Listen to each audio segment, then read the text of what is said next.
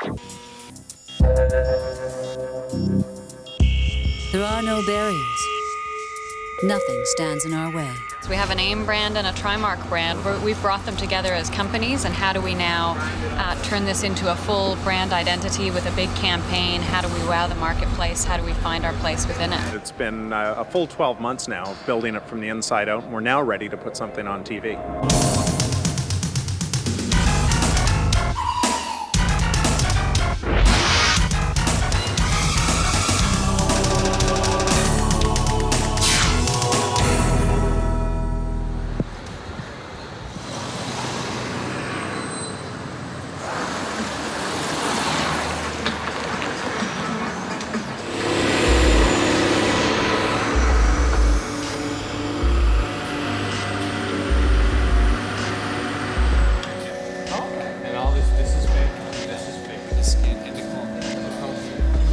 Don't touch because it's really delicate.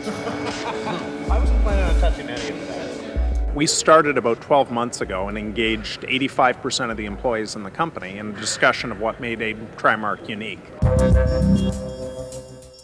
And we did a lot of research on what it is they do, and they do research. So we wanted to come up with a spot that made AIM Trimark look like a company that digs deeper and goes through a lot of channels to find out everything they can about a company before they invest.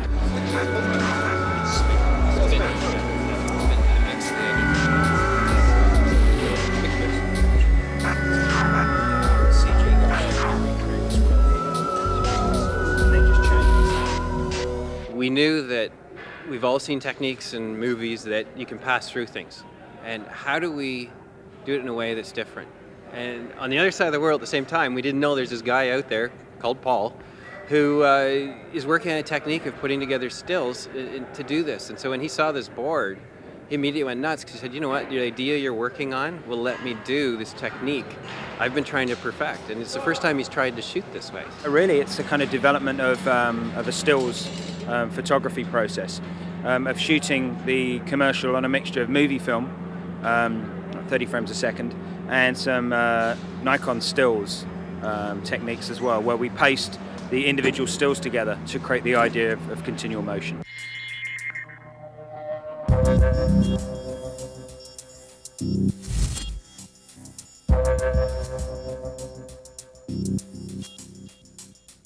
We're actually have developed a very simple, almost kind of poor man's motion control process, where we just handhold the camera and move it very slowly around objects. And of course this gives us a different subjective point of view. We can vary the shutter angle, which we generally wouldn't be able to do with conventional movie photography.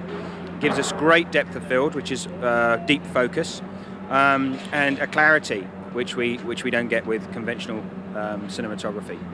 Before AIM Trimark invests your money in a company, we check it out.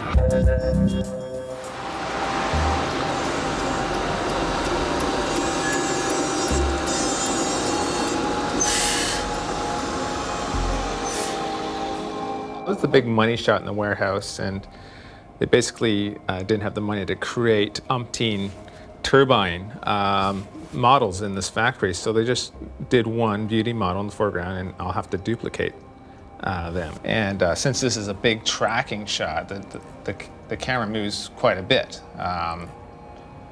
It's traditionally been a nightmare for any artist to put elements into this.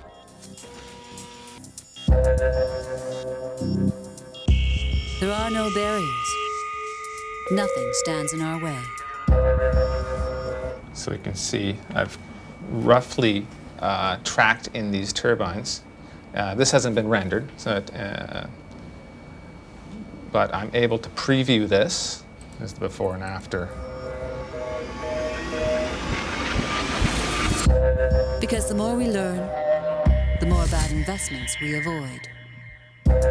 AIM Trimark, knowing pays.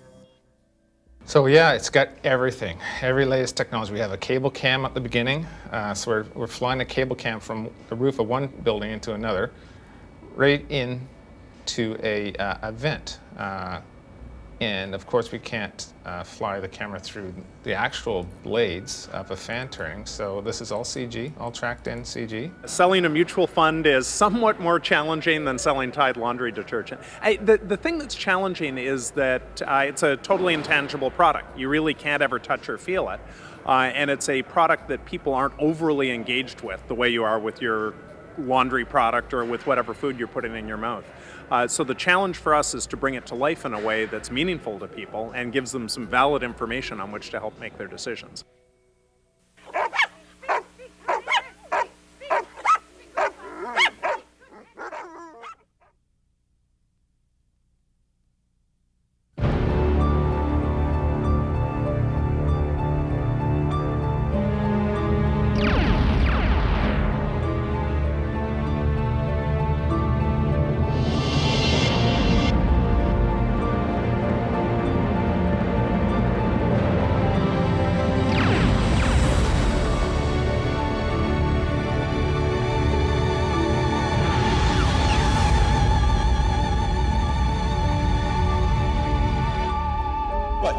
Come to item 368, proposals regarding takeover of planet Earth.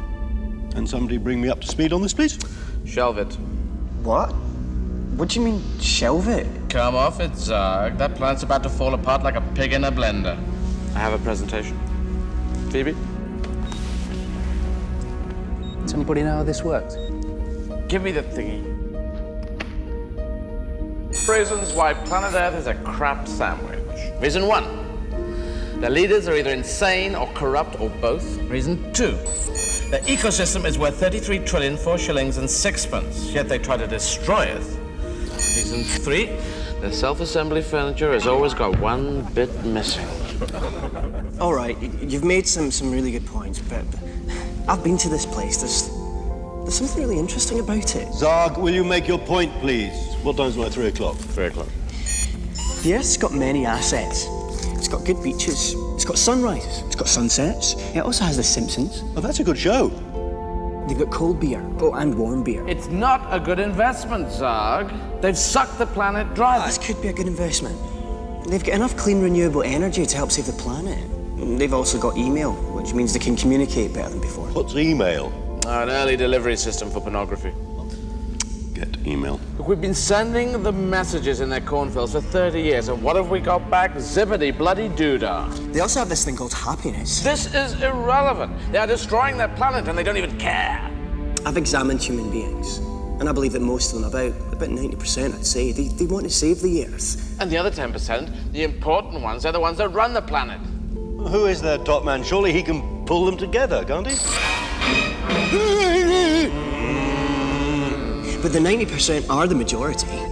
What if they got together and bought certain products and not other ones? What if they got behind the good companies? The rest would have to change their ways. It's not going to happen. They can't get it together on anything. They can't even do reverse parking. They're all...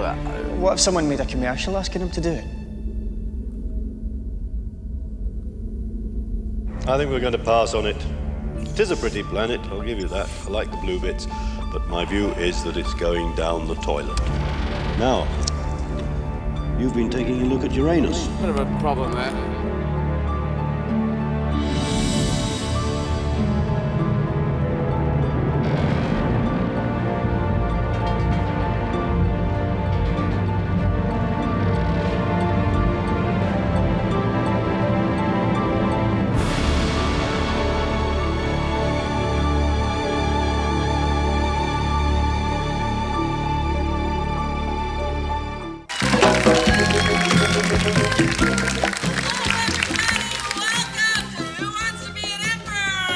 People set up in the various piazzas in the various parks. There's concerts, there's book readings. We thought what we got to do is become part of this greater festival called Estate Romana, Roman Summer, but to do something for the English speakers.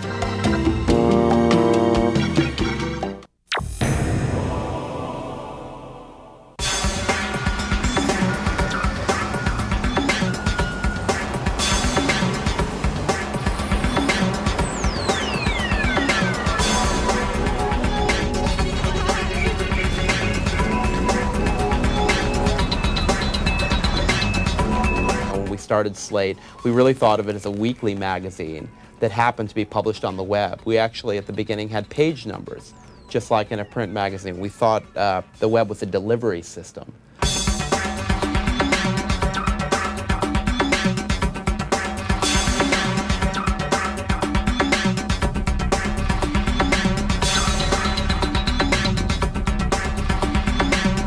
Part of the appeal of being at Microsoft for us has been actually the discipline of working for a real profit-making company. They've never interfered editorially in any way.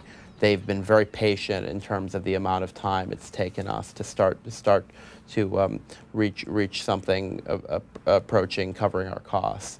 And you know, we get great benefits from being part of this larger network. We get our stories often get picked up and promoted on the msn.com homepage, which is a very high traffic site on the web. We don't have the fixed costs of putting out a print publication, the printing it, the binding it, mailing it out, gaining subscribers. We support ourselves with advertising on the web. We're hoping to demonstrate not just the viability of this publication, which I think we are starting to show, but also why doing magazines on the web makes sense.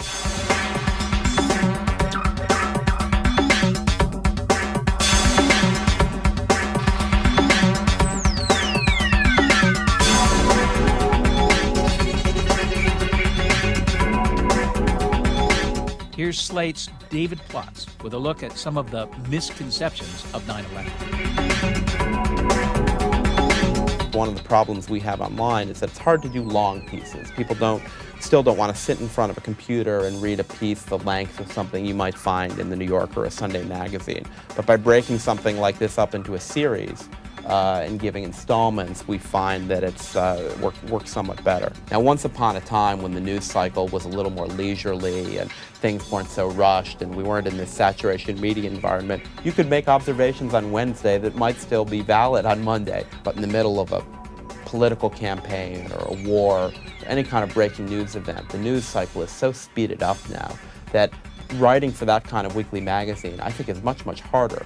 I'm not saying those kinds of magazines don't still have a place, but as a writer, it's so much more appealing to be able to react quickly when a quick reaction is what's warranted by some sort of breaking news event.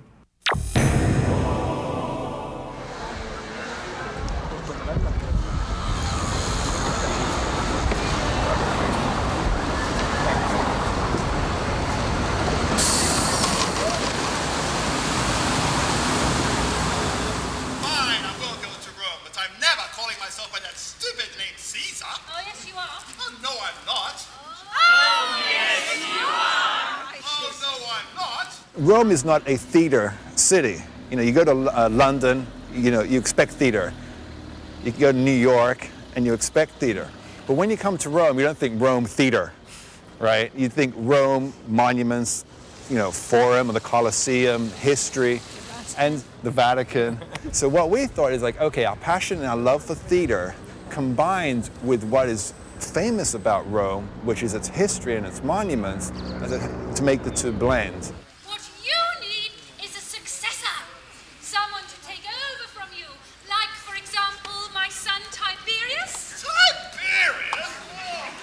English is lingua universalis, right? It's the universal language. It kind of fell into the hands of the tourists because although there is a large expatriate population in Rome, however, most of our public is tourists.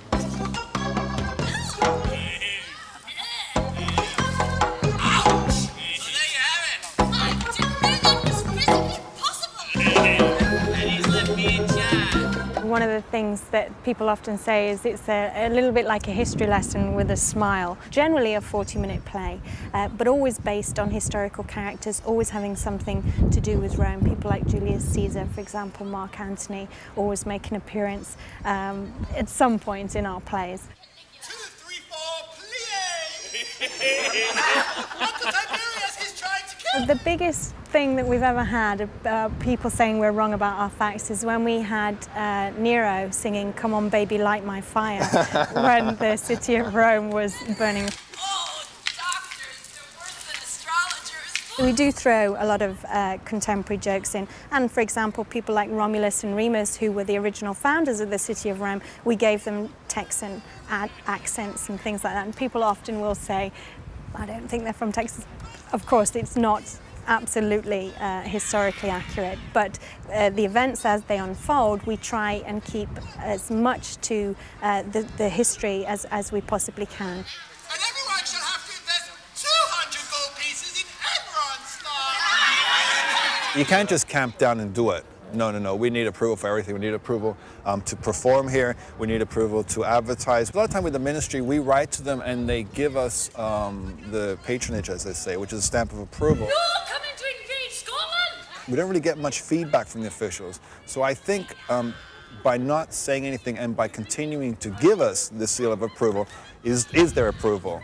I miss by assumption, because they haven't come to arrest us yet. Well, it's 5, 4, 3, 2, 1.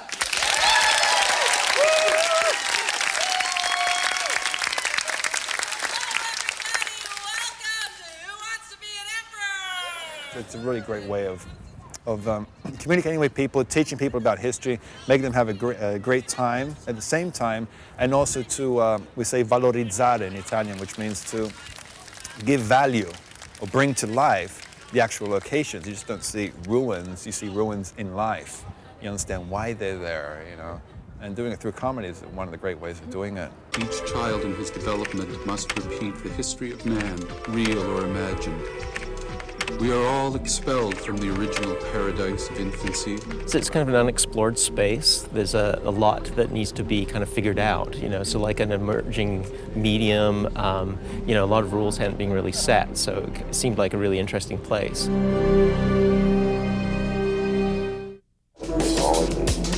a small amount of people a lot of money.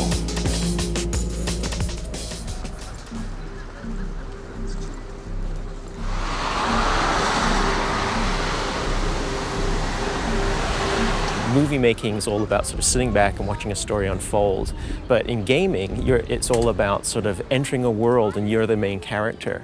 So somewhere in between those two kind of poles is an artistic experience that hasn't necessarily fully worked out yet.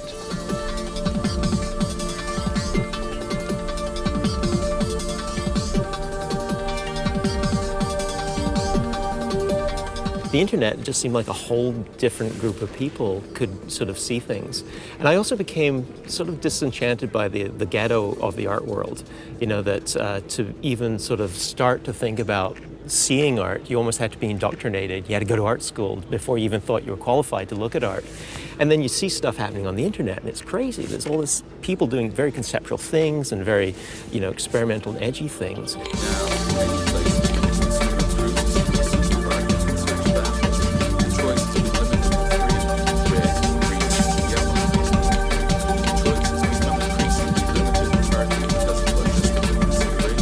Has gone to film festivals, it's been invited to documentary film festivals, it's been invited to museums, it's been invited to odd electronic festivals, and then it's had just a sort of presence in terms of that constant linking that goes on the internet, where, you know, people who just like to look at cool stuff tend to link it. And so I've been really interested in that as an artist and what that means for the potential for an audience. April Fool's Day, 1976. After working for the summer on an organic apple farm, Steve Jobs started a company with his friend Steve Wozniak to sell their new home computer. Ace for Apple, I kind of call it a feature-length website. The piece is a sort of non-linear look at the apple, you know, all the different kinds of meanings of the apple. Of your existence just beyond the reach of your perception. I'll hide it in my creation.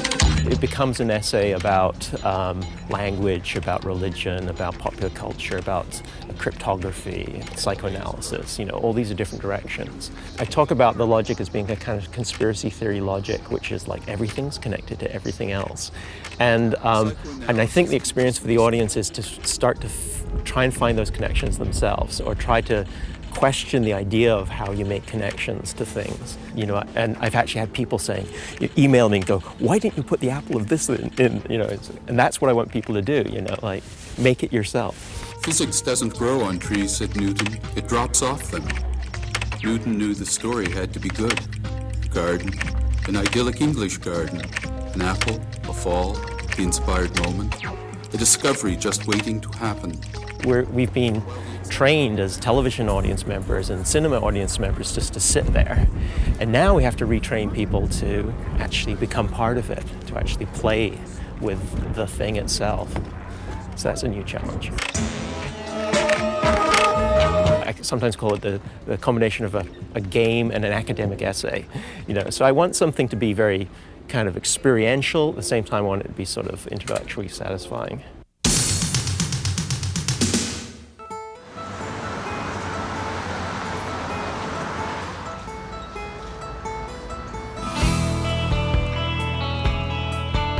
After 9/11, one thing that I was hearing a lot about is how on earth do we talk to our kids about this? And so we were seeing kids building block towers and flying airplanes into them, and parents were horrified when they saw this and didn't know how to react.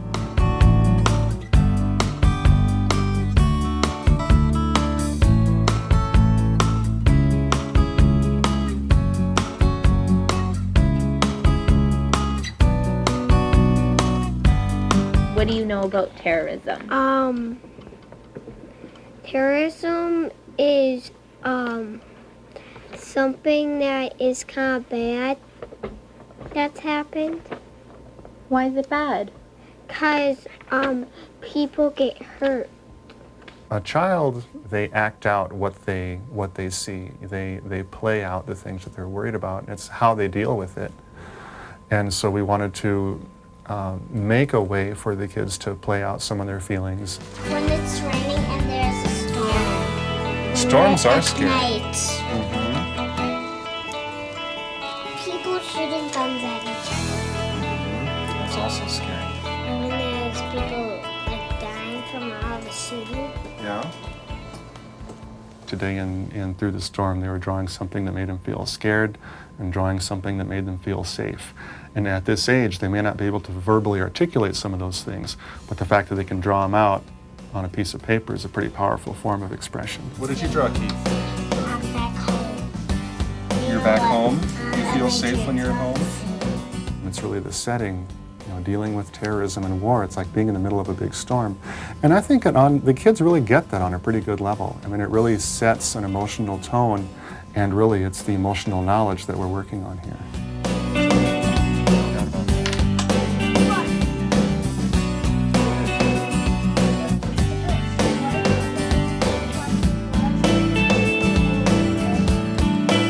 On an emotional level, I think it's good for them to get some of those feelings out in the open so they can sort some of that stuff out, yeah. Do I think that they understand verbally the complexities of the whole thing? I think they understand a portion of that. Do they really understand why the United States is in Iraq? I don't understand why the United States is in Iraq. What did you think about? I think about the terrorism going to attack us again, but it's not. Really the main thing about the game is to, not to educate the kids about world politics, but to educate them enough so that they know how to feel safe, who they can talk to about their feelings, and how to address the issue that way.